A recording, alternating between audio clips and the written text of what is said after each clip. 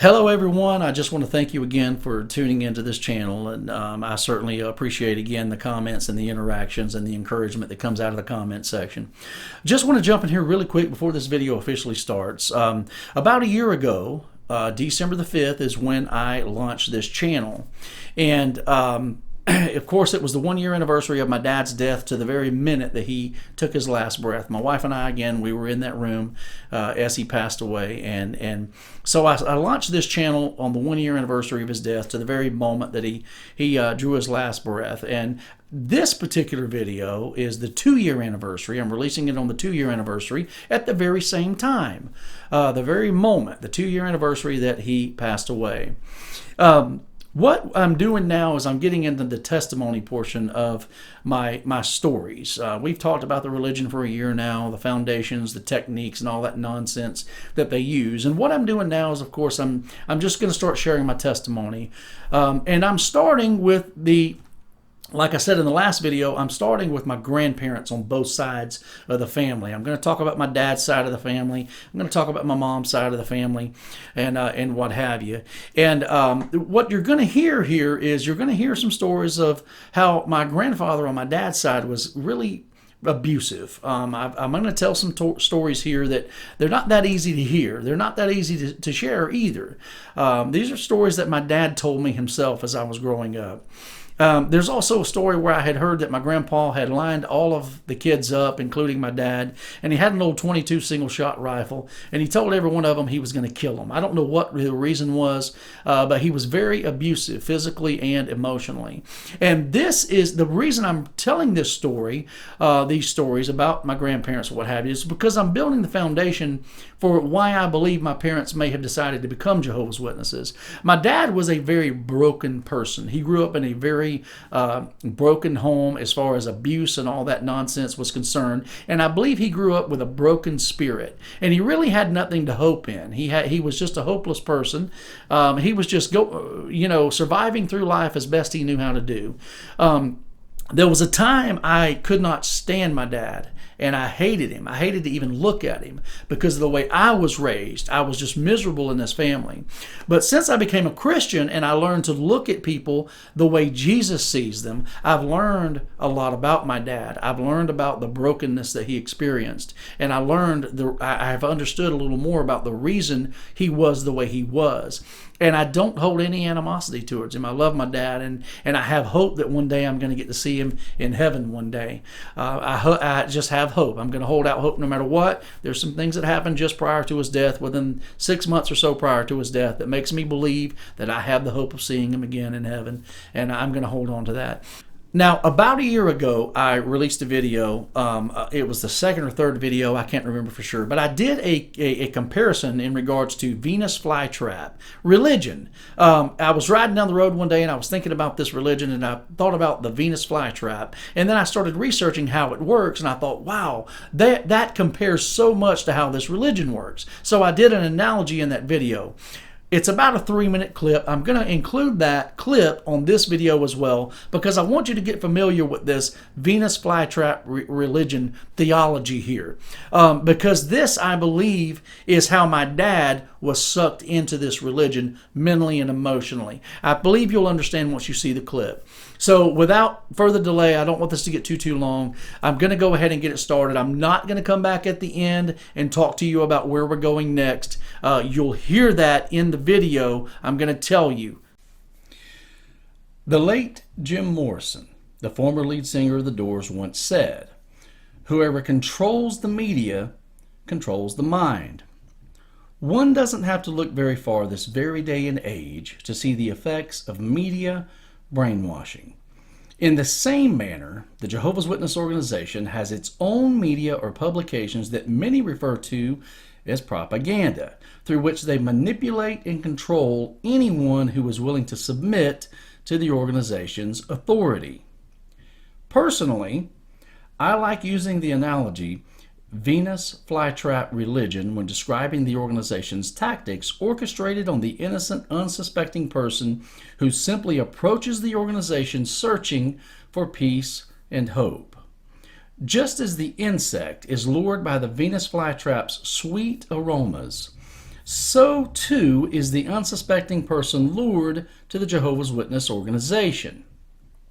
The assurance of serving in Jehovah's one true religion with people who truly worship God the right way, that live in true peace, and truly love and care for everyone can certainly compare to the sweet aromas of the Venus flytrap. The unsuspecting insect, being led into the trap by the sweet aromas of the plant's plentiful nectar, has no idea the door will be closing behind them.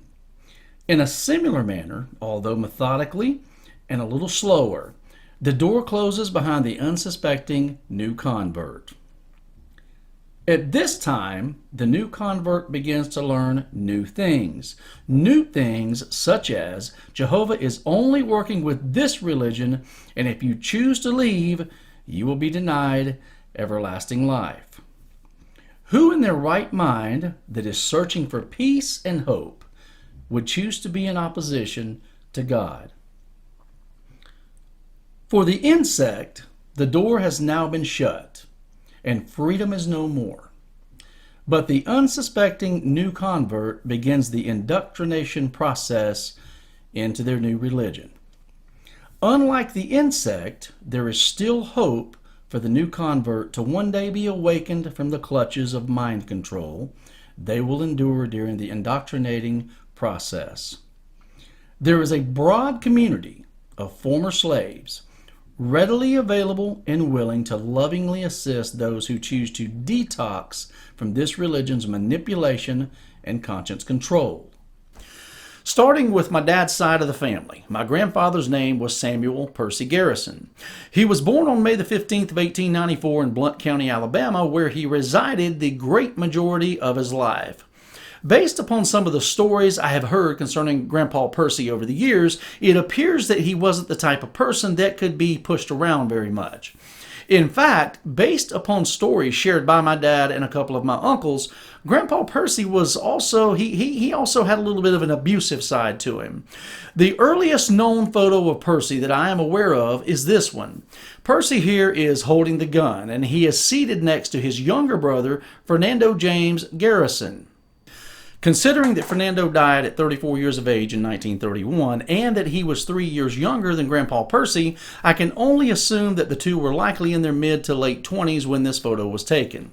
I have asked and researched in order to find out how Fernando died at such an early age, and I have found absolutely nothing. My grandmother, Layla Mae Parrish, was born on June the 8th of 1900, and she died on April 4th of 1993. Grandpa Percy and my grandma Layla were married on November the 1st of 1914, and thankfully the Bible that was given to my grandmother that very day is still in existence and is currently in the hands of a family member that appreciates it for the family jewel that it is. Due to death, or us just living far away from one another, I cannot recall ever meeting at least half of my dad's siblings, although AncestorsFamilyResearch.org lists Percy and Layla as only having 9 children. I do know there were 2 left off of the list, which would indicate that my dad actually had 10 or 11 siblings. I have several relatives that could likely verify a lot of this information for me, but most are still practicing Jehovah's Witnesses and likely wouldn't speak to me on the subject for, obvious reasons. When I was a child, my dad told me that he intentionally moved away from the Birmingham, Alabama area for the purpose of raising his children in Florida, in his words, because there were certain members of his family that he didn't want his wife and children exposed to. Based on some of the things I have seen and heard, I really can't blame him, although members of the Florida branch of the Garrison family haven't always been what you would call exemplary role models either. In regards to Percy and Layla's religious beliefs, I have heard several different stories, and the information provided depends strictly upon which side of the family that I'm speaking with. For example, the Jehovah's Witness side of the family will say that Percy was favorable of the Jehovah's Witness religion due to the fact that he had examined a few of their publications. But the true Christian side of the Garrison family told me that Grandpa Percy had actually gotten saved and became a member of New Home Baptist Church located in the Winston County, Alabama area. I was told that my grandmother Layla was a devout member of the Pentecostal holiness faith. So much so that she actually believed the misinterpreted scriptures misapplied to mean that women should never get their hair cut under any circumstances. I remember seeing grandmother Layla walk through her kitchen as we visited her in Birmingham, Alabama back around 1980. Seeing her hair drag the floor behind her was confirmation in regards to her religious view that women are to refrain from getting their hair cut. My dad, along with the great majority of his family, were very talented when it came to singing and playing instruments. I have often heard stories of how they would all sit on the family porch playing and singing together. Later in life, after my birth in 1971, my parents would host family get-togethers, and my dad, along with a few uncles and aunts, would provide the entertainment, singing and playing their instruments. Eventually, there were a few albums released, but no one ever became famous. My dad rarely shared memories of his childhood, and when he did, it never went beyond his dad's ability to make fish traps and hunt honeybees. When I was about 12 years of age, my dad told me the story of how around the age of 12 years old, he had returned home one evening without warning or explanation as to why. Percy picked up a stick, grabbed him by one arm, and began to beat him over and over as my dad ran around in circles attempting to escape. He never told my dad why he was doing it, and he didn't stop until my dad was covered in his own urine. The neighbor who was watching walked over and asked my grandmother why Rayburn got that beating. She answered, "Percy believed that Rayburn had left the gate open and let the mules out." The neighbor then explained that it was he, not Rayburn, that forgot to shut the gate, resulting in the great mule escape. And of course, Percy never apologized. Another story concerning my dad and Percy's physical abusiveness was told to me just after my dad's funeral in 2019. Still around the age of 12, one Sunday morning, my dad, along with his two younger brothers, ages 6 and 8, attended Sunday school. Of course, in order to attend, they had to walk a good distance from their home through the long and winding dirt roads of Winston County, Alabama. While at the church, for no other reason than my dad and my uncles were dirt poor, 3 high school-aged boys began bullying them. Knowing they were outnumbered and outsized, my dad informed his 2 younger brothers that they would be leaving Sunday school early in order to avoid a conflict with these bullies. As my dad instructed, he and his 2 much younger brothers set out down the dirt road on what they hoped would be a peaceful walk home. But Satan had other plans. The much larger and older boys decided to tail in behind them and eventually caught up with my then 12-year-old dad and his 8- and 6-year-old brothers. 2 of them held my dad's hands behind his back as the other repeatedly beat him with his fist. When it was all said and done, my dad was left lying in the ditch as his 8- and 6-year-old brothers were left crying and traumatized at what they had just watched. About 2 weeks later, as my dad and his 2 brothers were riding the bus home from school, one of the bullies, who was actually the bus driver's son, was on the bus as well. But this time, he was alone. My dad, recognizing the odds were a little evenly matched, decided to get some justice, and the 2 began to fight on the bus. The bus driver stopped the vehicle and put both of them off and told them both they had to walk the rest of the way home. The bus eventually arrived at their home, dropping the 2 younger Garrison boys off. Percy had noticed that Rayburn had not gotten off the bus and inquired of the bus driver as to why. The driver explained the situation, and Percy angrily told him that if it ever happened again, that he, not the bus driver, would handle Rayburn. A few minutes later, Rayburn made it into the driveway. Without hesitation, Percy, with his stick in hand, began to beat my dad once again, and didn't stop, you guessed it, until my dad was once again covered in his own urine. Grandpa Percy's abusiveness, along with his untimely death, are just a few reasons that I believe my dad eventually became a prime candidate for becoming prey of the Jehovah's Witness organization. Please allow me just a few more moments to further elaborate. Junior Lewis Graves was 19 years of age in 1953. The story passed down through our family is that Mr. Graves worked as a full-time housekeeper for another of my distant relatives. The story is that Grandpa Percy used to torment Mr. Graves in regards to his profession, calling him a sissy and describing him with words suggesting that he was a homosexual, just simply because of his profession. As time passed by, the situation became very tense and some very serious hatred developed between the two. And on March the 10th of 1953, it all came to a head. I have heard two different stories in regards to what actually happened. I'm going to share the one that I've heard the most, the one that my dad told me. The story is that Junior and Percy had some sort of an altercation a few days earlier, and on this particular day, Percy went over to the home where Junior was staying in order to confront him once again.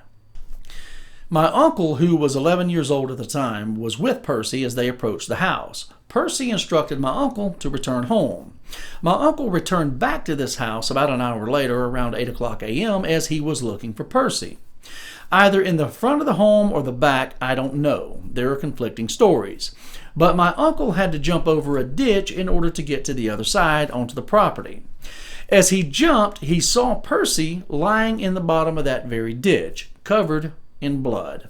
Grandpa Percy had been stabbed to death with a butcher knife. Junior Graves was arrested about 3 hours later, approximately 10 miles away from the scene.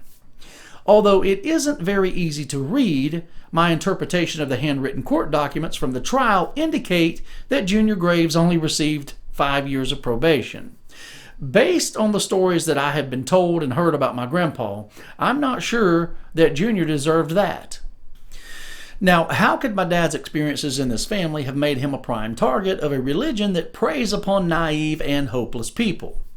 The day before Percy was stabbed to death, my dad, who was just days away from his 15th birthday, was washing one of his relatives' cars. As he repeatedly slapped one of his hands with a leather belt, Junior Graves leaned on another car, observing as my dad continued washing this car. Junior suddenly called my dad's name. "Rayburn," he said. My dad answered, "What, Junior?" And Junior responded, "Rayburn, I'm going to kill your daddy." My dad never told anyone what Junior said. He never attempted to warn anyone concerning this threat. The very next day, my dad was pulled out of class and informed that Percy had been stabbed to death. My dad had this conversation with me. He told me this story a few times when I was a kid. He had to live the rest of his life knowing that he never sounded the alarm in regards to Junior's threat because he simply didn't believe that Junior would do it. After this, my dad at 15 or 16 years old felt he needed to drop out of school and get a job in order to help support his mother and siblings. He applied at the Birmingham Steel Company, and a few of the guys working there knew of his situation and understood that he was attempting to be the provider for his family now. These men somehow falsified his birth certificate and they helped him to obtain employment. These men then took him in under their wings and they taught him how to weld and pipe fit. This remained my dad's profession up until he officially retired at 72 years of age just 11 years ago in 2011. Based on what I have shared in regards to my dad's childhood and the events that took place within the first 15 years of his life, I think everyone now has a clear picture concerning his mental state that would have made him vulnerable to a religion that would eventually take him captive with their assurances that he would never see death and their promises of everlasting life on a paradise earth. We have just finished discussing a few experiences concerning my dad's childhood, and now I would like to discuss my mother's side of the family. This will not take near as long because there are very little to no Jerry Springer moments to discuss in regards to her family. My grandfather on this side of the family was named Louis Franklin Moore. I did not get his date of birth, but I do know that he passed away in 1980 when I was just 9 years old. Of course, he lived in the Birmingham, Alabama area as well, and we were all being raised here in Pensacola, so it was very rare that we actually got to see him. He and my grandmother had 4 children, 3 boys, and my mother, who was the second from the youngest. My grandmother on my mother's side of the family was named Edith May Acker, and she was born in 1907.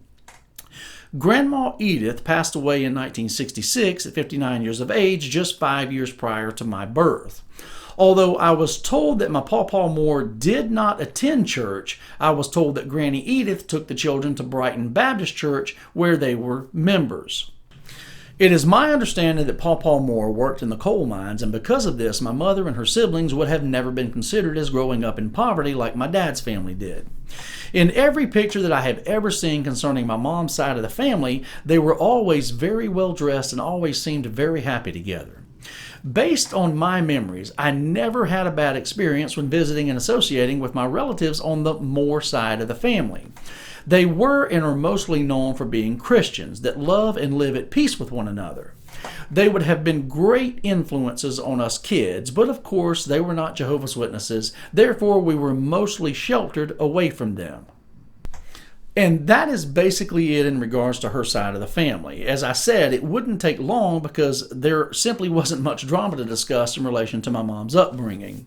I have a story concerning an event that took place as my mom attended church prior to her meeting my dad. This would have been probably about 14 years old. It will tie in with her odd relationship as a Jehovah's Witness and certainly appears to make sense out of an experience I had as I leaned over her body at the hospital back in 2001 and kissed her goodbye for the very last time. But in relation to these testimony videos, it isn't time to share that just yet. In the next video, we're going to start at around the time in which my parents first met. We will then begin discussing the early years of their marriage, and of course we are going to discuss the circumstances through which they eventually became Jehovah's Witnesses, and that is likely where we are going to finish with part 2 in relation to my testimony videos.